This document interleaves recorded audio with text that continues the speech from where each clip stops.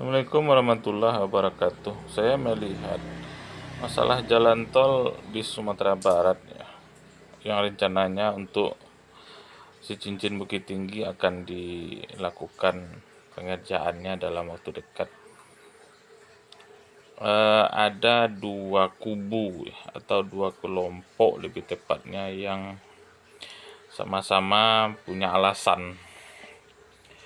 Kelompok yang pertama, kelompok yang menolak pembangunan jalan tol. Kelompok kedua, kelompok yang mendukung dilanjutkannya jalan tol Padang Pekanbaru. Kelompok yang menolak diantaranya ya tentu saja nenek mama, tokoh masyarakat yang selama ini mereka sebagian besar waktunya ada di kampung gitu, mendidik anak kemenakan dan bekerja di Minangkabau gitu, atau di Sumatera Barat. Kenapa mereka menolak? Karena khawatir dengan masa depan anak kemenakan gitu. Kenapa mereka khawatir? Lahan di Sumatera Barat ini kan terbatas ya. Lahan terbatas, tidak luas. Bahkan lahan yang sedikit itu pun diperebutkan ya oleh anak kemenakan gitu. Itu satu. Yang kedua, seandainya jalan tol dibangun, maka akan terjadi perubahan sosial di masyarakat Minangkabau gitu. Itu alasan utama ya. Yang kedua, kelompok yang mendukung mereka juga punya alasan itu. Nah, kelompok yang mendukung ini saya lihat rata-rata adalah orang-orang Minang yang lama di rantau atau pernah merantau gitu. Mereka yang pernah merantau dan lama di rantau pasti sudah melihat bagaimana kemajuan negeri orang, bagaimana kemajuan kampung orang gitu. Apalagi yang merantau ke Jawa itu. Di Jawa itu dari barat sampai ujung timur itu sudah tersambung oleh jalan tol dan jalan kereta api gitu. Nah, orang-orang Minang yang merantau ini mereka ingin kampung halamannya semaju itu gitu. Yang kedua, orang perantau ini merasakan betul ya, setiap kali pulang kampung, terutama Lebaran, itu terjadi macet di mana-mana. Dan penyebab macetnya tidak lain dan tidak bukan adalah jumlah kendaraan yang melebihi kapasitas jalan gitu. Terutama simpul-simpul yang paling macet se Sumatera Barat ya. Padang, Padang Panjang, Bukit Tinggi, Payakumbuh, hingga Batas Sumber Riau itu. Ini adalah simpul paling macet di Sumatera Barat. Kalau dibikin petanya kan, simpul Padang hingga Batas Sumber Riau itu petanya jalurnya jalur merah. Nah, inilah yang akan dibangun jalan tol itu ya, Padang Pekanbaru gitu. Nah, orang-orang rantau ini kepengen setiap pulang kampung mereka tidak lagi mengalami kemacetan. Nah, solusinya apa? Ya, mereka mencontoh yang sudah maliek nanka mencontoh kanan bana maliek nanlah sudah itu. Yaitu sebagaimana di Jawa sana. Atau setidaknya di luar Sumbar gitu ya, seperti Riau, Medan, Palembang ya. Sebagai kota-kota yang cukup maju di Sumatera. Nah, ini yang saya lihat ya, dua kubu ini sama-sama punya alasan dan punya argumen. Kita tidak bisa menyalahkan kedua-duanya itu. Jadi solusinya apa? Ya lagi-lagi tentu ada di tangan pemangku pemerintah itu. Dalam hal ini ya tentu saja gubernur, bupati, wali kota dan seterusnya itu. Nah, selama ini saya lihat pendekatan yang digunakan oleh pemerintah itu pendekatan bagaimana pembangunan jalan tol di luar Sumbar gitu.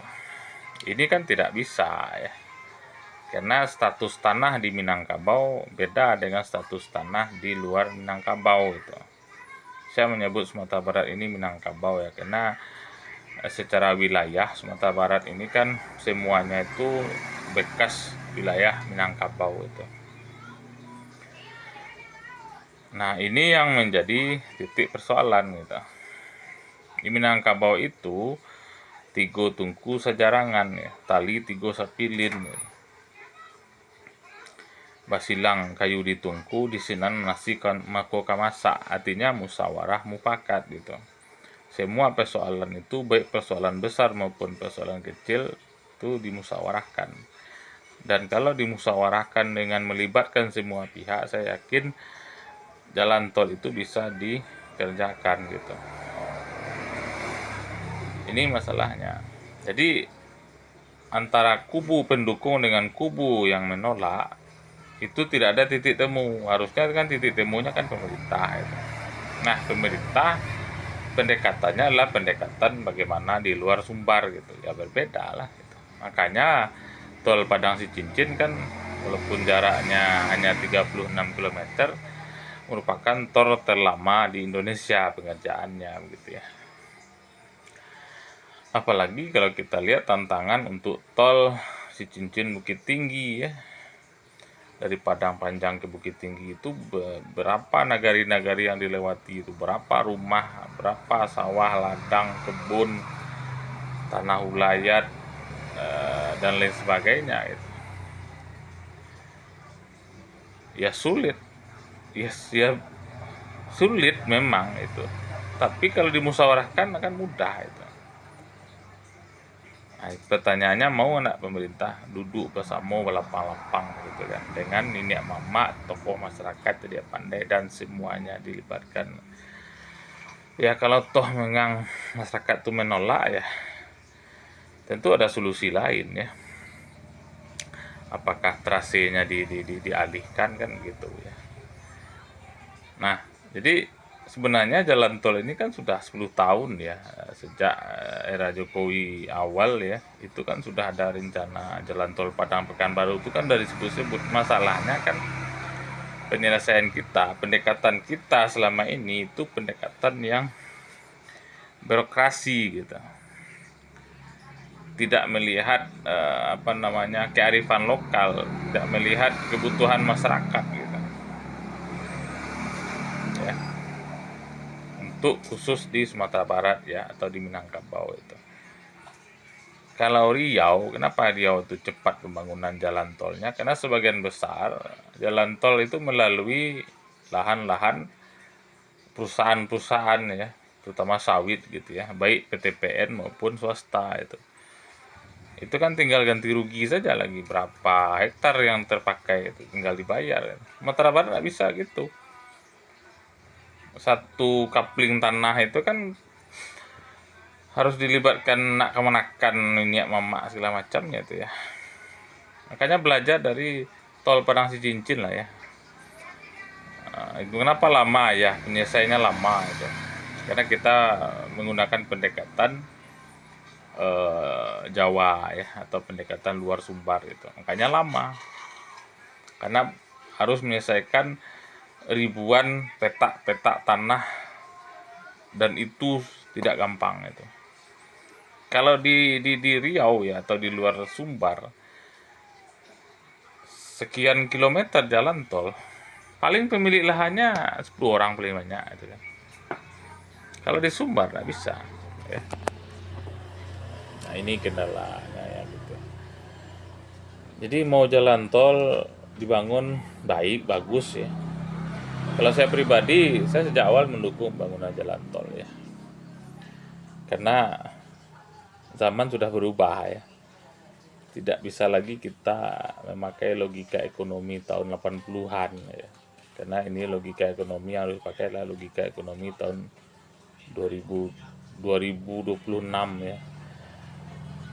Yang serba cepat, dan harus disadari bahwa abad teknologi ini adalah abad di mana yang paling dibutuhkan itu adalah kecepatan dan transportasi gitu.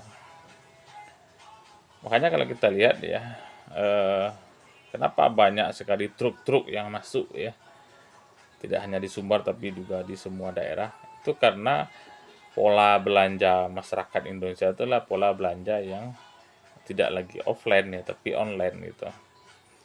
Ketika orang memesan baju di Jakarta, ada 100 orang misalnya, sekali memesan baju ke Jakarta itu sudah satu truk gitu ya. Belum belum lagi yang lain-lain begitu ya. Jadi itu yang harus disadari. Maka dibutuhkan adalah aksesibilitas, percepatan pembangunan infrastruktur terutama jalan ya. Jadi kalau tol misalnya di Sumbar itu tidak dibangun ya, maka kita yang sudah tertinggal ini makin tertinggal dari provinsi-provinsi lain. Kita tidak berpacu ya, tapi zaman yang semuanya berpacu, terpaksa kita juga ikut berpacu gitu. Jadi tidak bisa lagi kita bersekukuh dengan pola-pola lama begitu ya. Di tengah gempuran zaman yang serba cepat ini gitu kan. Nah, jadi tol itu harus dibangun ya, tapi tolong ya para pemangku kebijakan bagaimana pembangunan itu bisa diselesaikan dengan musyawarah dan mufakat ya kalau untuk masalah lahan gitu ya. Taruhlah dananya ada kan, dana kan ada ya, tinggal dicairkan aja lagi kan. Tapi jalan tol kan tidak dibangun di atas langit ya, tapi di atas tanah itu ya. Dan tanah di Sumatera Barat itu berbeda dengan tanah-tanah di luar Sumbar gitu. Ya mudah-mudahan masukan yang sederhana ini bisa memberikan sedikit solusi dan pencerahan kita semuanya, karena kita tidak ingin Sumbar ini selalu ketinggalan dalam bidang ekonomi ya gitu. Kalau pendidikan mungkin kita oke lah, kita bisa menepuk dada gitu ya. Tapi kalau urusan ekonomi, bisnis, Sumbar tertinggal dari provinsi lain di Sumatera ya. Terutama Sumatera bagian timur. Jadi gini, saya pernah bahas ya, Sumatera itu ada 3 koridor, barat, tengah, timur. Nah, tengah dan timur inilah jalur yang paling besar ya, ekonominya, logistiknya begitu. Karena ada kota-kota besar seperti Palembang, Jambi, Pekanbaru, Medan. Itu kan kota-kota metropolitan yang uang beredar di sana tuh ratusan triliun gitu. Beda dengan Sumatera bagian barat ya. Memang Sumatera bagian barat ada kota macam Bengkulu, Padang, dan Sibolga, tapi volume ekonominya lebih kecil dibandingkan untuk timur itu. Makanya kalau ingin membuka akses pantai barat ke timur, maka selain rel kereta api ya, atau adalah jalan tol gitu. Oke, semoga manfaat. Assalamualaikum warahmatullahi wabarakatuh.